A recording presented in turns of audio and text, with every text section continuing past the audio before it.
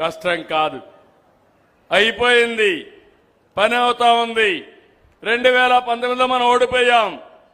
2019లో ఓడిపోగానే మాట మార్చేశాడు. మాట మార్చి ఆ రోజు చెప్పింది మీరు చూస్తే 3 రాజధానులు, 3 ముక్కలాట ఆడాడు. 5 ఏళ్లు ఏమీ చెయ్యలేదు. బయట పోతే అవమానం. ఎవరన్నా తమిళనాడు నుంచి బయట పోతే మీ రాజధాని ఏదంటే గర్వంగా చెన్నై అని చెప్పేవాళ్ళు.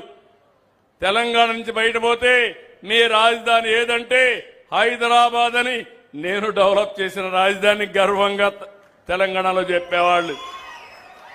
బెంగళూరుకు పోతే కన్నడకు పోతే కర్ణాటకలో బెంగళూరుని గర్వంగా చెప్పేవాళ్ళు. మన పిల్లలకు కూడా అర్థమయ్యేది కాదు ఏ రాజధాని అని చెప్పాలి. 3 రాజధానులు అంటే మీకు 3 ఉన్నాయని అందరూ నవ్వేవాళ్ళు. ఇలాంటి అవమానాలు భరించాం. మళ్ళా మన ప్రభుత్వం వచ్చింది. అందుకే అలాంటి పార్టీ ఉండకూడదని 154 సీట్లతో గెలిచిన పార్టీని 11కే పరిమితం చేశారు మీరందరూ కలిసి.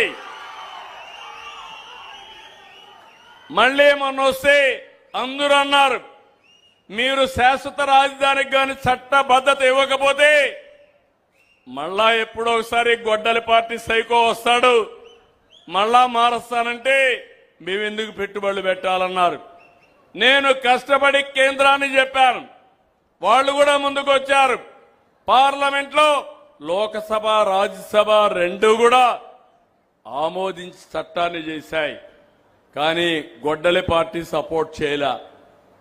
అంటే మీరు గుర్తుపెట్టుకోవాలి, ఒక రాజధాని మీద ఇంత విషయాన్ని కక్కడం చాలా దుర్మార్గమైన కార్యక్రమం.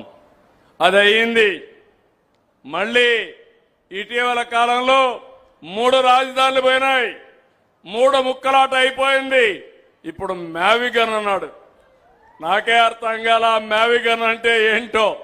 మీకు అర్థమైందా తమ్ముళ్ళు, ఆడబిడ్డలను అడుగుతున్నా. నిన్న రౌడీలతో దండయాత్ర, అమరావతి పరిరక్షణ కోసం దండయాత్ర. ఒక మనిషి అంటే ఒక మాట ఉంటుంది, ఒక మనిషి అంటే ఒక నిలకడ ఉంటుంది. ఎవరికి నిలకడ లేకుండా ఉంటుందో మీరు ఆలోచించుకోవాలి. ఎవరికి ఉంటుంది? ఏం తల్లి, ఎవరికి ఉంటుంది? ఇలాంటి వాళ్ళ వల్ల మనకు లాభమని అడుగుతున్నా.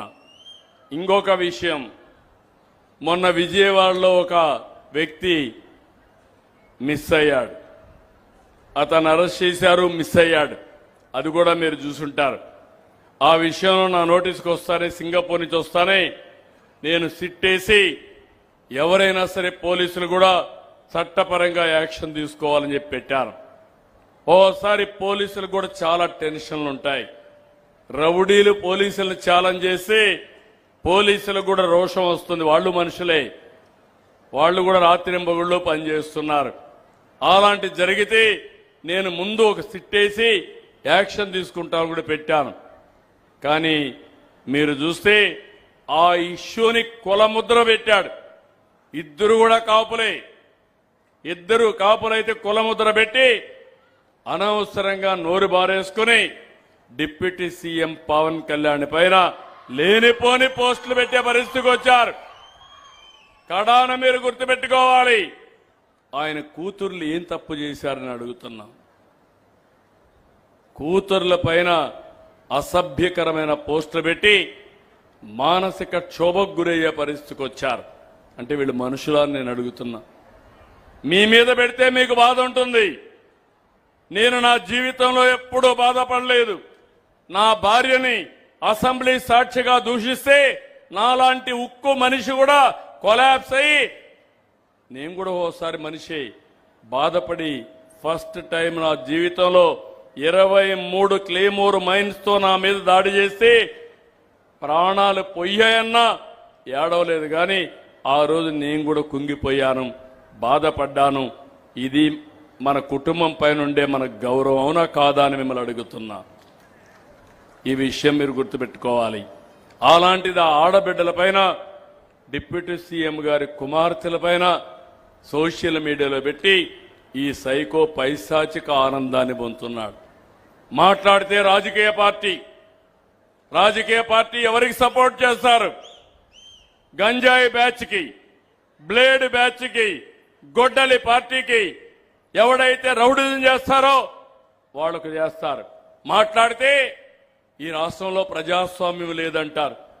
నేను అడుగుతున్నా మిమ్మల్ని, ఈ రాష్ట్రంలో ప్రజాస్వామ్యం ఉండాలంటే మీ ఆస్తులకు ప్రాణాలకు రక్షణ కావాలనా లేదా అని మిమ్మల్ని అడుగుతున్నా.